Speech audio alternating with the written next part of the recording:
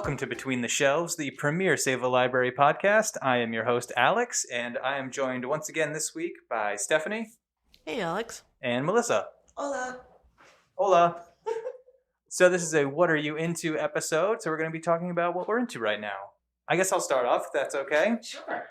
So the first thing I want to talk about is we just opened up our makerspace here at the library, the Makery, which you should check out. It's on. I'll put it in the notes of the episode, the show notes, a link to the page so you can get a kind of look of what it looks like. But I actually did my own first personal project in the Makery.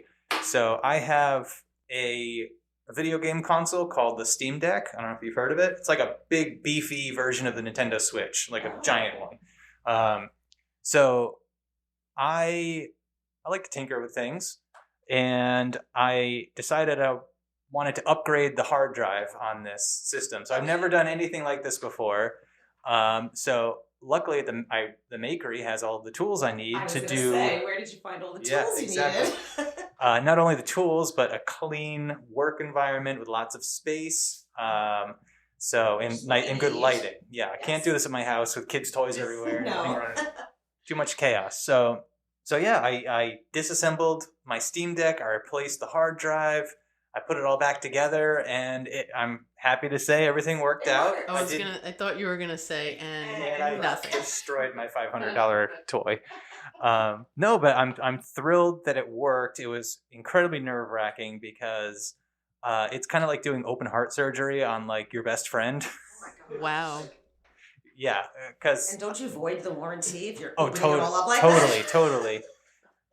So yeah, I'm happy I didn't destroy anything. I was reading like all of the tutorials and all the stories online of people like electrocuting themselves or breaking it or all this stuff, and I'm like, I can't do this. So don't electrocute yourself. So yeah, I'm happy to report that my first project in the Makery was a success.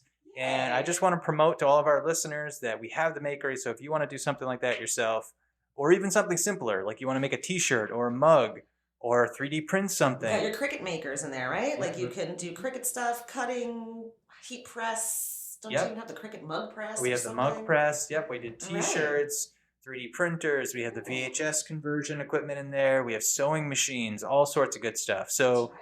And I used all of our precision electronics tools to take apart my thing. So if you have a computer or something you want to take apart, we have the tools. And we have nice big tables with abundant light, which is important when you're doing all those electronic stuff. Bright and light. Electrical outlets. And Lots plenty of of electric outlets, yes.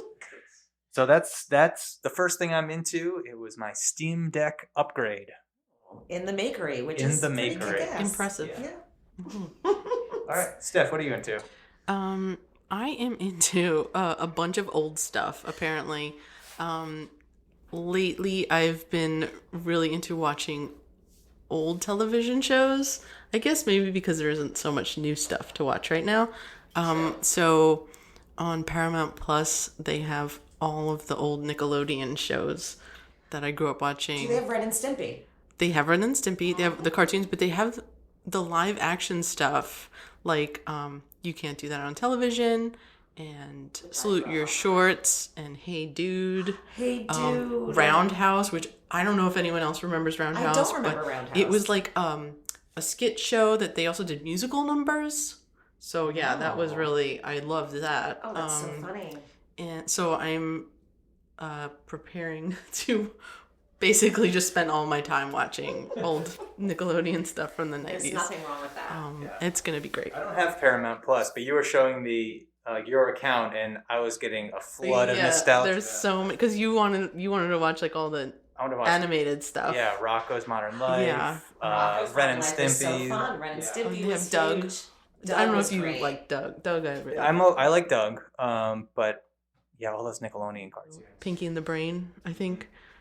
All of that's on there. I mean, you can literally just waste your life watching. You said Pinky and the Brain, and that reminds me of Animaniacs and Tiny Toons. Yeah, I don't think those were Nickelodeon. No, those were Warner WB. Brothers. Yeah. Okay. I don't think they're on there. You might be able to find them somewhere else. Probably Max then, if it's Warner Brothers. It's Max then. All right. So yeah. Yes, Looney Tunes, because that's all in the Warner Brothers family. Yeah. All So I'll report back. Maybe I'll do what are you into about specific shows in the future and recap like what held up. Salute Your Shorts season 1. I can't believe you got to Salute Your Shorts. That's great. It's gonna be great. I'm very excited. That's really all I'm into right now. Reliving my childhood. That's the best thing to do in the current climate of Right? our world right now. Yeah, So just some keep like watching light, those cartoons. uplifting stuff. Yeah. That's why I just watch Big Bang Theory reruns all the time. Just It's a makes me good one. happy, and I laugh, and I love Sheldon, and it's just my happy show. It's all you need. Yeah, really. So what I have been into, I'm going to talk about a show that I was into. I just finished it. It's called Class of '07, and you can find it on Prime Video, Amazon Prime Video. It did come out this year. I don't know if it's going to be renewed. The ratings were really good. I think there were talks about a renewal, but so basically what it's about is an apocalyptic tidal wave hits during a 10-year high school reunion in Australia. And the school is on like the highest peak. So there was this big tidal wave that comes in, and now all these girls have to survive. And they're not the smartest bunch.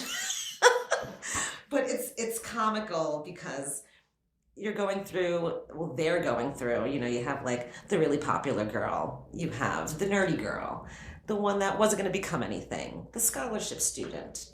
So it's all these different personalities. You get snippets of the past, maybe to let you in on how they are the way they are currently.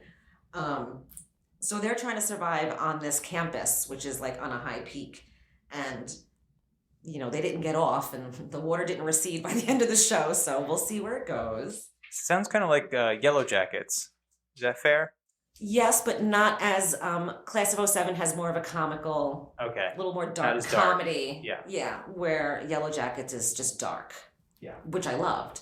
But Class of '07 definitely has the funny moments because it's them trying to ration food and build toilets, and people are stashing things and cigarettes, and who has this and who has that.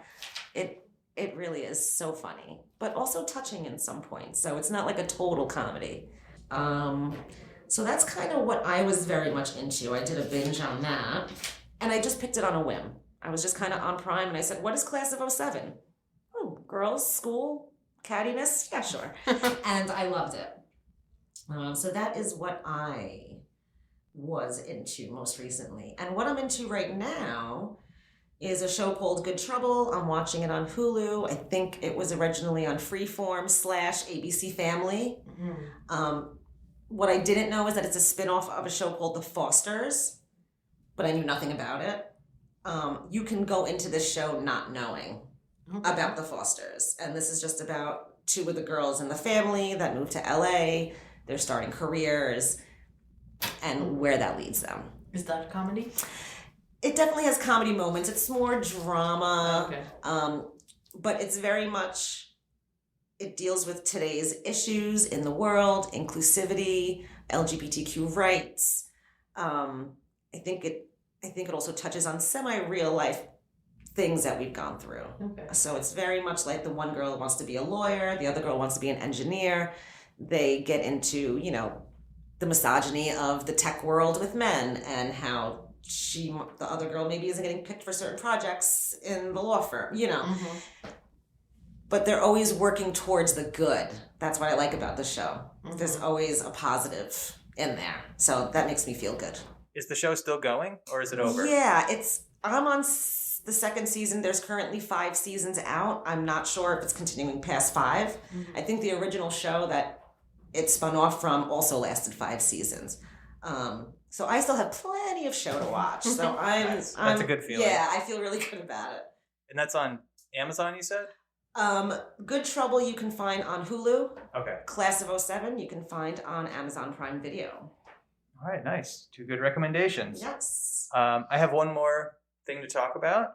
I'm listening to a great audiobook right now, and I'm almost done with it. It's a memoir.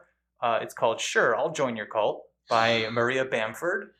Do you know who Maria Bamford is? No, but I need to read it. She's a fantastic stand-up comedian. I've known her I've been listening to her stand-up for probably 20 years now.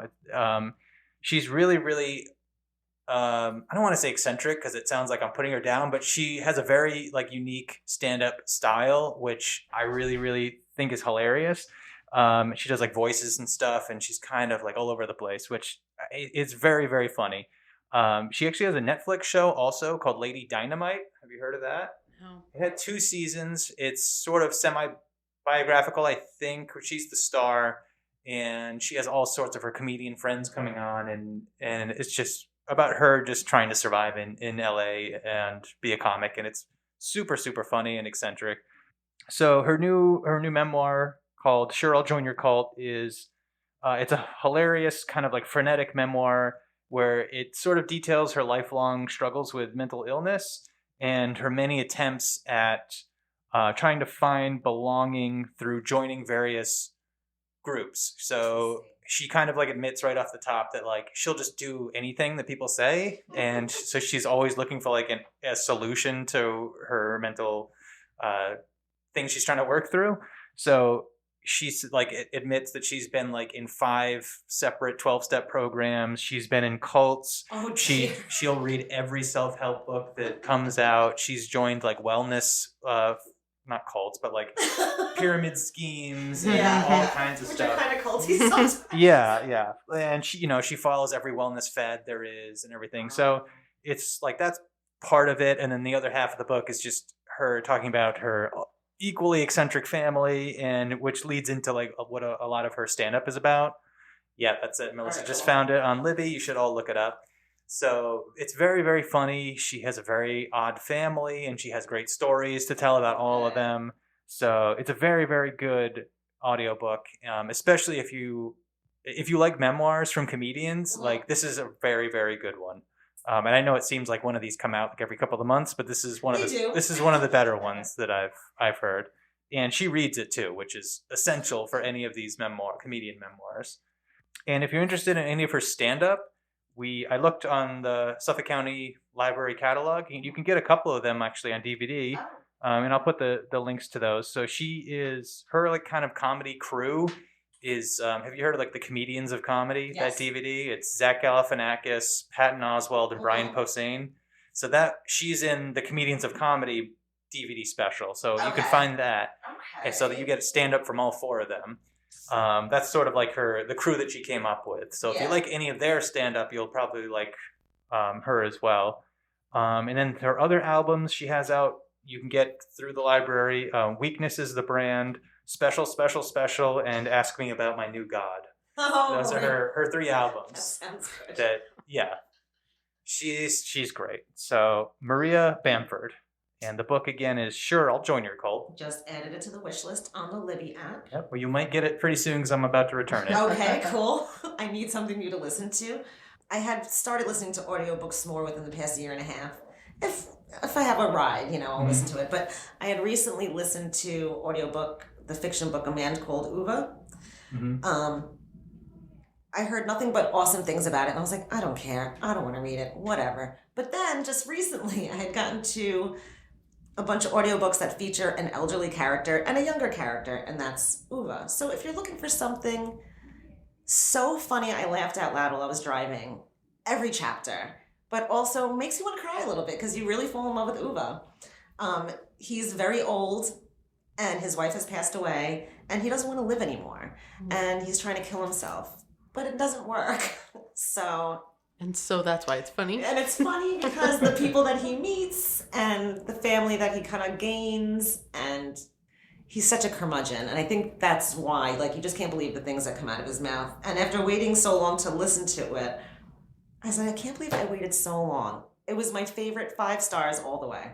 I was so good. So A Man Called Uva. I think they did a movie with Tom Hanks, which I didn't watch because I heard there's an actual Swedish version of the movie because I guess it was in Sweden, right? It's a Swede book. Mm-hmm. So I think there is an actual Swedish version that was made years ago, which I would like to watch that one first. Yes. Possibly. I always try to watch the original first. If any adaptation from like a foreign film to an American, like they always lose something. Yeah. And I really loved those parts in the book, about the Swedish culture and stuff like that. So I'd like to keep it that way. Yeah, and I think the Tom Hanks one is set in America. Yes, so, it's the Americanized version. Yeah. Which I also heard was an amazing movie. They said it was really good. We played it at the library a few months ago, and it was one of our biggest turnouts. I mean, Tom Hanks brings people in. Yeah. He puts butts in seats. So Tom Hanks. But I heard good things. Yeah, so definitely if you want to check that out, read something different. A Man Called Uva by Fredrik Backman. Mm-hmm. That was good stuff. I have nothing else that I'm interested in. Nothing that comes to mind. Anything else. I have no interests.